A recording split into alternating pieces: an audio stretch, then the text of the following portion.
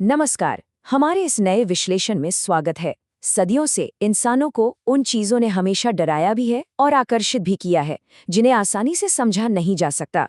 जरा सोचिए, वो पुरानी खंडहर इमारतें, ठंडे तहखाने और अचानक से रीढ़ की हड्डी में दौड़ जाने वाली वो सिहरण, जिसे अक्सर भूतों या किसी अनदेखी शक्ति से जोड़ दिया जाता है।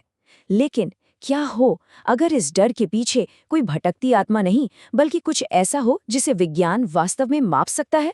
आज के इस विश्लेषण में हम इसी रहस्य की तह तक जाने वाले हैं।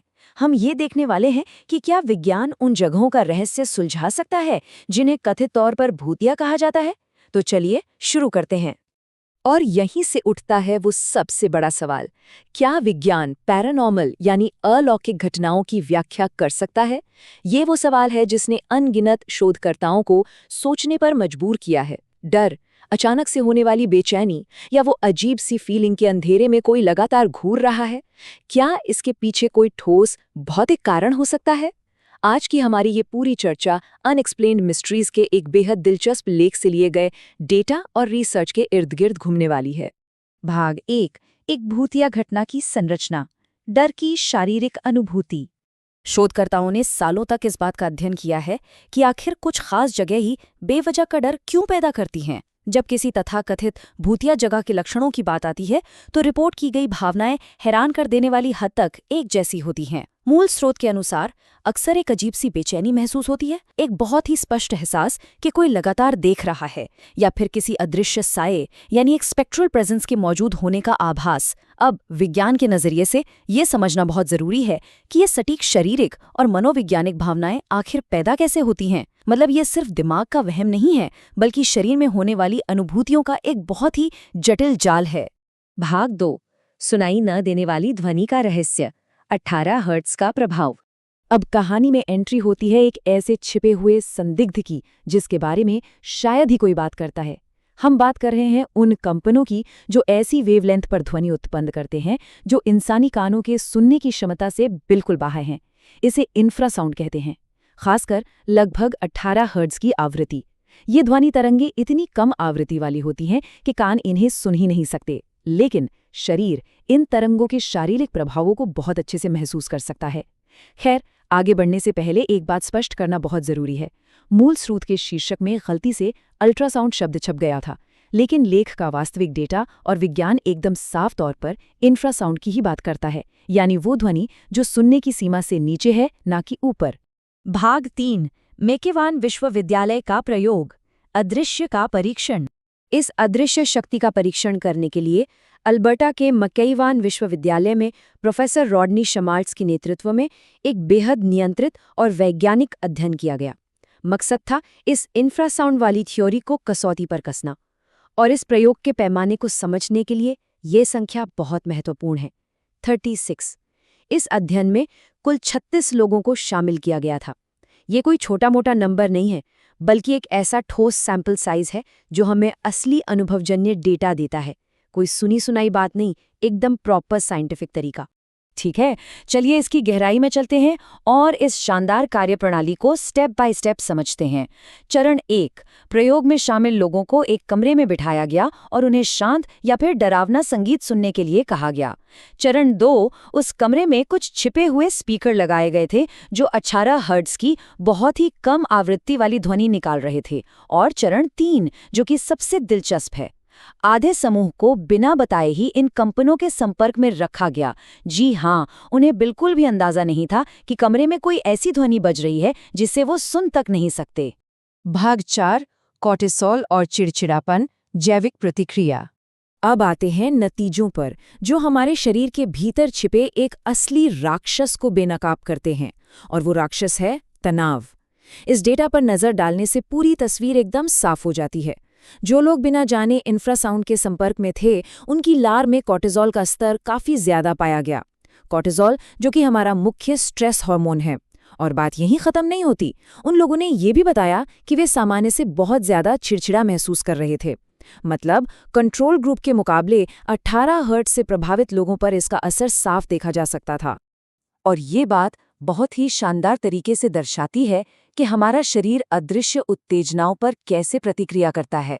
अध्ययन के प्रमुख लेखक प्रोफेसर रॉडनी शमाल्ट्स के शब्दों में कहें तो बढ़ा हुआ चिड़चिड़ापन और उच्च कॉर्टिसोल स्वाभाविक रूप से जुड़े हुए हैं। होता यह है कि जब तनाव महसूस होता है तो शरीर का डिफेंस सिस्टम एक्टिव हो जाता है और कॉर्टिसोल का स्तर बढ़ने लगता है। लेकिन रुकिए, इस प्रयोग में एक और बहुत ही दिलचस्प मोड़ था। सबसे अहम बात ये निकलकर सामने आई कि इंफ्रासाउंड का प्रभाव सिर्फ एक साधारण तनाव प्रतिक्रिया तक सीमित नहीं था।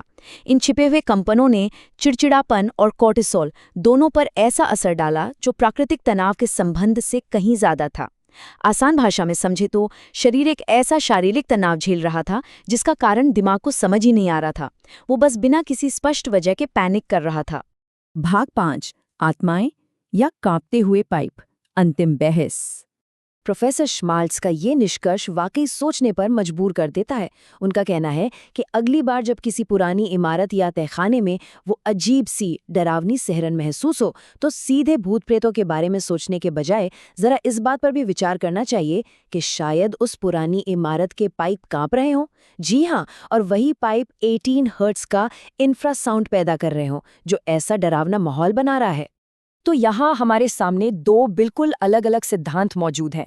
एक तरफ सदियों पुरानी मान्यता है, कोई पैरानॉर्मल एंटिटी या भटकती आत्मा है जो बेचैनी और डर पैदा कर रही है, और दूसरी तरफ आधुनिक विज्ञान का सिद्धांत है, 18 हर्ट्ज की वो ध्वनियां जो कांपते हुए पाइपों या वेंटिलेशन सिस्टम से निकल रही हैं और शरीर में तनाव हार्मोन को बढ़ा रही हैं।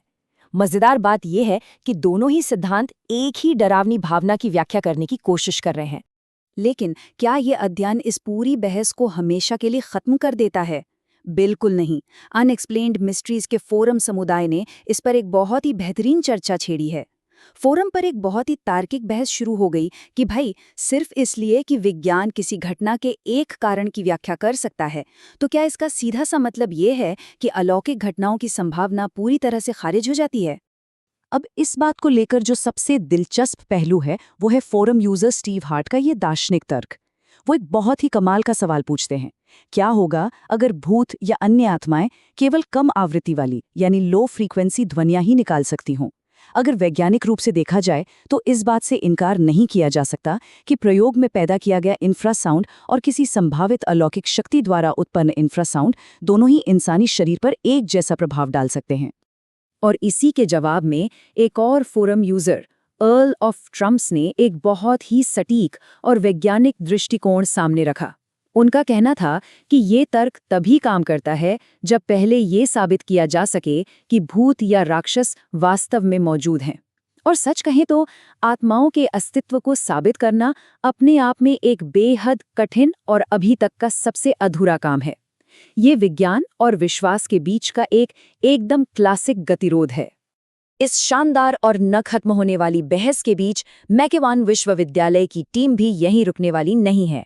इस जैविक और ध्वनिक घटना को और गहराई से समझने के लिए शोधकर्ताओं ने अपने अगले कदम तय कर लिए हैं। वे अब प्रयोग में शामिल होने वाले लोगों को 18 हर्ट्ज के अलावा दूसरी ध्वनि आवृत्तियों के संपर्क में लाने की योजना बना रहे हैं।